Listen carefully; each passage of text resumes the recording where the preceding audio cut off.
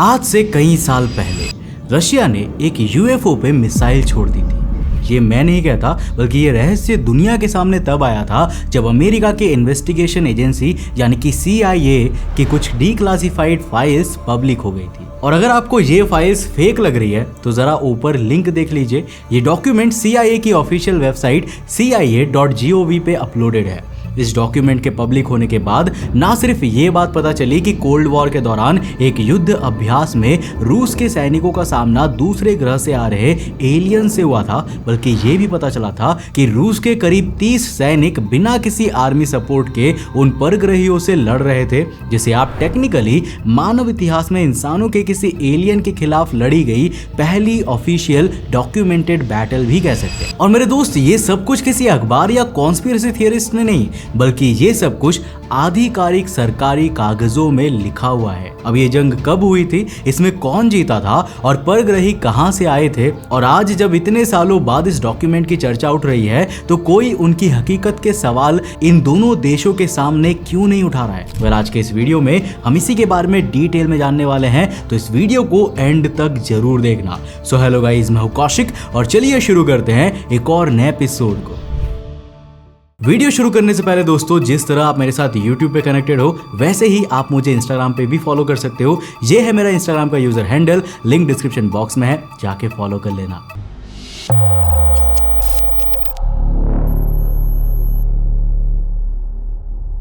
तो इस घटना की शुरुआत होती है वैसे तो साल 1989 में, मगर इसके तार खुले थे साल 2000 में, जब सेंट्रल इंटेलिजेंस सर्वे ने ये एक पन्ने का डॉक्यूमेंट अपनी वेबसाइट पे डीक्लासिफाई किया था।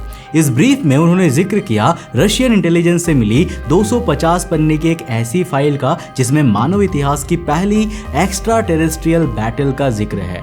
पर एक्चुअल में उस घटना में हुआ क्या था, आइए पहले ये जानते हैं। तो साल 1989 में जब साइबेरिया के ठंडे जंगलों में करीब 25 सैनिक बैटल ट्रेनिंग कर रहे थे, वो दौर भी कोल्ड वॉर का था, जब अमेरिका और रशिया के बीच किसी भी पल युद्ध छिड़ सकता था। ऊपर से USSR में भी इंटरनल कॉन्फ्लिक्ट्स कम नहीं चल रही थी, जिस वजह से जगह जगह में रशियन सोल्जर्स बैटल ट्रेनिंग किया करते थे कि पता नहीं कब किन हालातों में उनकी जरूरत पड़ जाए। ऐसे ही एक नॉर्मल ट्रेनिंग डे में सब आपस में इक्विपमेंट्स चेक कर रहे थे कि अचानक उन सोल्जर्स को दूर से कुछ आता हुआ दिखाई देता है।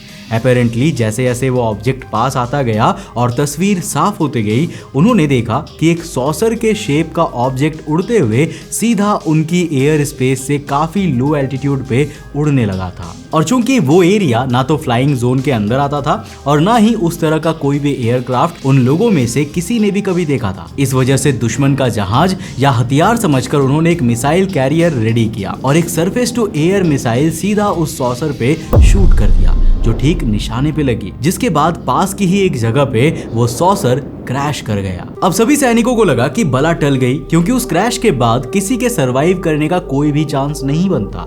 मगर फिर भी जब चेक करने के पर्पज से वो सभी क्रैश साइट के पास गए तो उन्होंने जलते हुए सॉसर में अजीब सी हरकतें नोटिस की, जैसे कि उसके अंदर अभी भी कोई जिंदा हो। अब किसी दुश्मन जहाज में लोगों का जिंदा मिलना, वो भी कोल्ड वॉर के दौरान, मतलब ढेर सारी इंटेल और सैनिकों के लिए तगड़ा प्रमोशन। इसी वजह से वो उस एयरक्राफ्ट के और ज्यादा पास जाने लगे कि तभी अचानक उसके अंदर से 5 ह्यूमनॉइड बीइंग्स निकलने लगे। रिपोर्ट्स की माने तो वो जीव जो कुछ भी थे पर इंसान नहीं थे। छोटी हाइट होने के बावजूद उनके बड़े बड़े सिर थे और आंखें इतनी काली मानो उनमें अंधेरे के अलावा और कुछ भी नहीं भरा था, सिर्फ और सिर्फ अंधेरा। इससे पहले कि वहां पर मौजूद सैनिक कुछ समझ पाते, वो पांचों ह्यूमनॉइड्स मिस्टीरियसली आपस में एक दूसरे के साथ मर्ज हो गए और मर्ज होने के बाद एक वियर्ड सा स्फेरिकल शेप बना गया, जिससे भिनभिनाने की आवाजें आने लगी। अब सैनिक आउट ऑफ क्यूरियोसिटी थोड़ा और आगे बढ़े तो भिनभिनाहट तेज होने लगी। उस स्फीयर में चमक आने लगी, हर सेकंड उसकी आवाज और चमक बढ़ती जा रही थी। अब इस गति से कि उसे देखना और उसके पास रहना भी किसी इंसानी आंख और कान के लिए अनबियरेबल होने लगा कि तभी अचानक वो स्फीयर फट पड़ा और चारों तरफ तेज रोशनी फैल गई। 25 में से 2 सैनिक जो उस स्फीयर से थोड़ा दूर खड़े थे, उन्होंने उस प्रकाश से आंखें मूंद ली थी और कुछ सेकंड्स के बाद रोशनी कम होने का एहसास पाते ही उन्होंने जब अपनी आंखें खोली तो उनके पैरों तले जमीन खिसक गई। उन्होंने देखा कि उनकी यूनिट के 23 सिपाही जो आगे उस रोशनी के पास गए थे, वो वहां पे थे ही नहीं, बल्कि उनकी जगह कुछ मूर्तियां मौजूद थी। पर हैरानी की बात यह नहीं थी, हैरानी तो उन्हें तब हुई जब वो उन मूर्तियों के पास गए और उन्होंने देखा कि उन सभी मूर्तियों के चेहरे, इवन उनके खड़े होने का अंदाज भी उनके 23 साथियों की तरह ही था, जो कुछ देर पहले आगे ह्यूमनॉइड्स को करीब से ऑब्जर्व करने के लिए गए थे। अगर आसान भाषा में कहे तो इसका मतलब सिर्फ यही था कि उस रोशनी के पास जो कोई भी गया था और जिस किसी ने भी उस रोशनी को देखा, वो सब के सब लोग अचानक ही मूर्ति में बदल चुके थे। और जो अजीब से स्फेरिकल स्ट्रक्चर्स उन 5 लोगों, या यूं कहे कि उन 5 ह्यूमनॉइड से मिलकर बना था, वो अपनी जगह से कुछ ऐसे गायब हो गया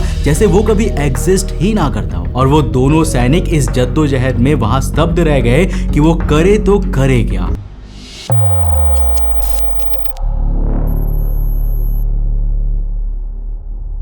खैर कुछ देर के शॉक के बाद उन्होंने तुरंत अपने सीनियर ऑफिसर्स को फोन किया, जहां पहले तो कोई भी उनकी बात मान नहीं रहा था एंड सीरियसली कोई भी इसको सुन के मजाक ही समझेगा। पर जब बात में सीरियसनेस झलकी तो ऑफिशियल्स को वहां कंफर्मेशन के लिए भेजा गया और सभी के पास वहां स्तब्ध खड़े रहने के अलावा कोई और चारा नहीं था, जिस वजह से फाइनली कोमितेत गुदुदास्त्वेन्यो बेजोपासनोस्ती, शॉर्ट में KGB, जो रशिया की इंटेलिजेंस एजेंसी है, वो उस इलाके में पहुंची और सभी मूर्ति बन चुके सैनिकों के साथ उस यूएफओ के रिमेन्स को लेके मॉस्को के पास बने एक सीक्रेट लैब में रिसर्च के लिए ले गई। अब उस रिसर्च में यूएफओ के बारे में क्या पता चला ये कभी भी पब्लिकली डिस्क्लोज नहीं किया गया, लेकिन उन सैनिकों की मूर्ति को लेके ये कंक्लूड किया गया कि उन बॉडीज पे किसी ऐसी एनर्जी ने इम्पैक्ट किया है जिसने उन ऑर्गेनिजम्स के लिविंग सेल्स को एक ऐसे सब्सटेंस में कन्वर्ट कर दिया जिसका मॉलिक्यूलर कंपोजिशन किसी लाइमस्टोन से रिजेंबल कर रहा था। यूएसएसआर के हाथ कुछ ऐसा लगा था जिससे वो दुनिया की रूपरेखा बदल सकता था, इसलिए इस मिशन को टॉप सीक्रेट रखा गया और एक रिसर्च फैसिलिटी स्पेसिफिकली इसी घटना के लिए साइंस टीम के साथ एलोकेट की गई।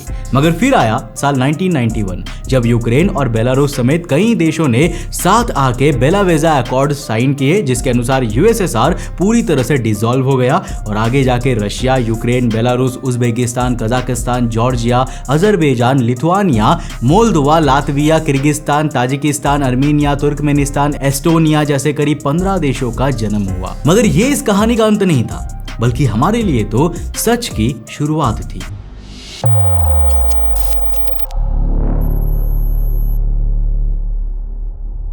क्योंकि यूएसएसआर डिसॉल्व हो चुका था, इसका एक मतलब ये भी था कि उसकी इंटेलिजेंस एजेंसी KGB भी डिसॉल्व हो गई थी। और जब कोई इंटेलिजेंस सर्विस डिसॉल्व होती है और उसके एजेंट्स इतनी जगह स्कैटर हो जाते हैं तो साथ में फैलते हैं ढेर सारे सीक्रेट्स, जिनकी ओरिजिनल कॉपीज हाथ लग जाती है दूसरी इंटेलिजेंस एजेंसीज को। और ठीक ऐसा ही यहाँ पर भी हुआ।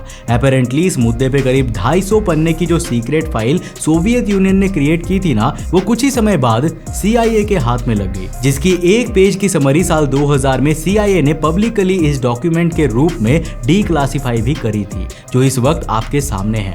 और इसी डीक्लासिफाइड डॉक्यूमेंट से रिलेटेड ही वो सारे क्लेम्स है जिन्हें आजकल आप इंटरनेट पे सरफेस करते हुए देख रहे हैं। अब चूंकि ये क्लेम्स सीधा CIA के ऑफिशियल वेबसाइट पे पोस्ट हुए डॉक्यूमेंट्स पे आए हैं, इस वजह से हर कोई सोच रहा है कि ये घटना पूरी तरह सही है। इवन आप भी यही सोच रहे होंगे, राइट?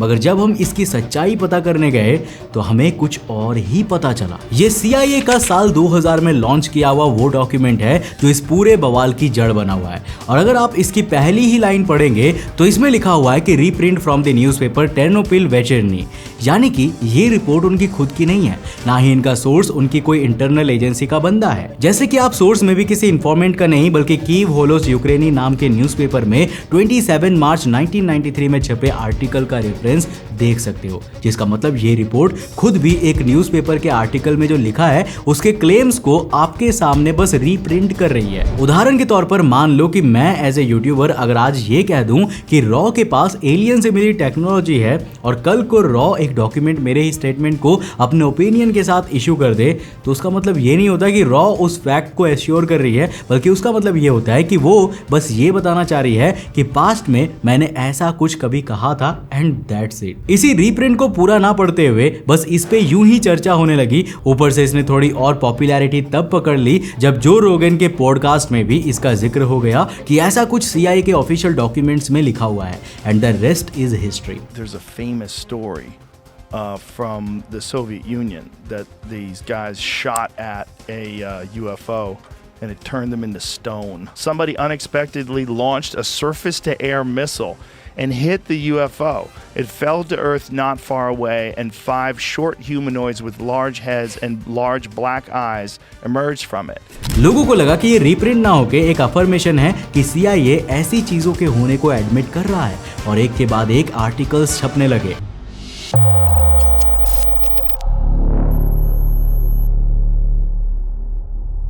लेकिन हम फिर भी नहीं रुके।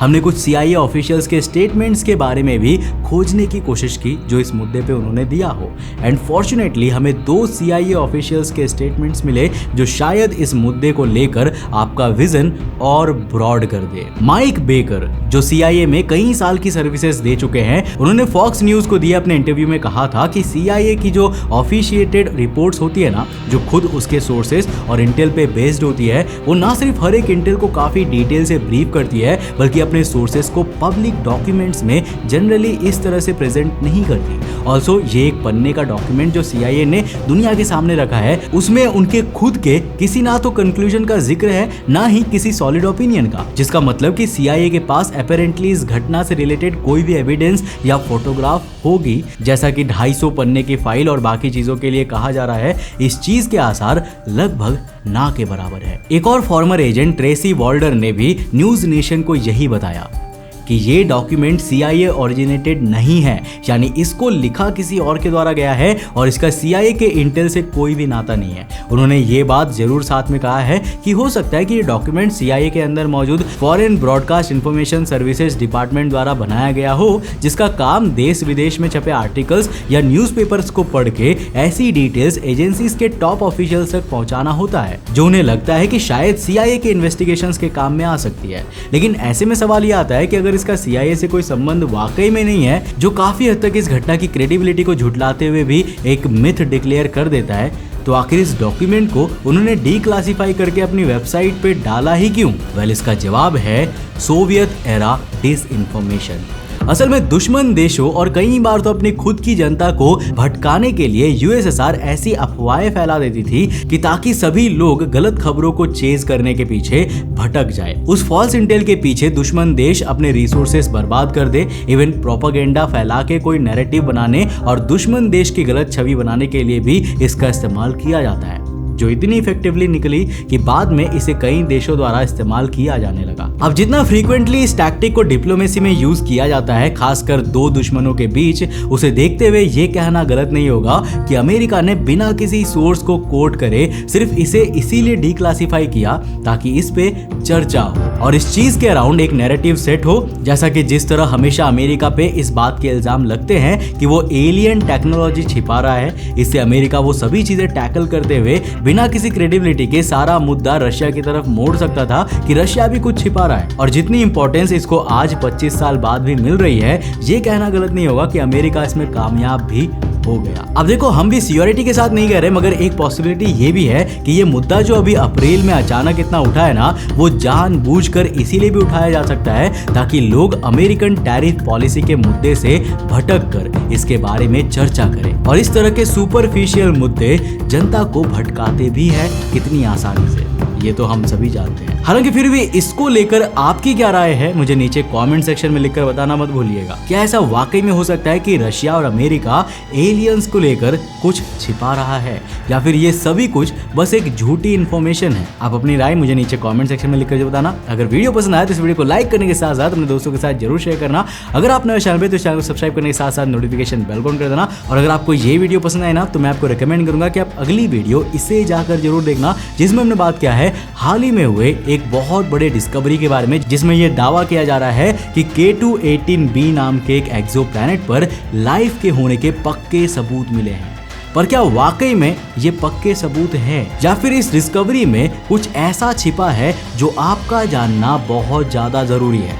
जानने के लिए इस वीडियो को जाकर देखो, बहुत इंटरेस्टिंग है। मैं मिलता हूं आपको नेक्स्ट एपिसोड के साथ, तब तक के लिए बाय, जय हिंद।